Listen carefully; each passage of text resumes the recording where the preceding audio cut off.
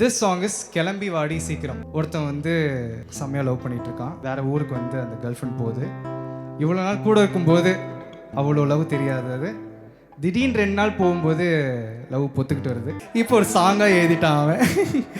நான் இல்லை, என் ஃப்ரெண்டு ஒருத்தவனுக்காக நான் எழுதினேன். கிளம்பி வாடி சீக்கிரம், இந்த ஊரை சுற்றி பார்க்கணும். நானும் இங்கே தனிமையா, இது நீ இல்லாத வெறுமையா. கிளம்பி வாடி சீக்கிரம், கிளம்பி வாடி சீக்கிரம், கிளம்பி வாடி சீக்கிரம், என் ஜர்க்கின் பத்திரம். ஏன்னா இவன் ஊருக்கு போகிறாங்கன்றதுனால இவனுடைய ஜர்க்கின் அவன் கொடுத்து அனுப்பிச்சிருப்பான். என்னமோ இருக்கணும்ல நம்மளுடைய இது, ஐ மீன் அந்த ஃப்ரெண்டோட இது. ஓகே, இப்போ சேர்ந்து பாடலாமா?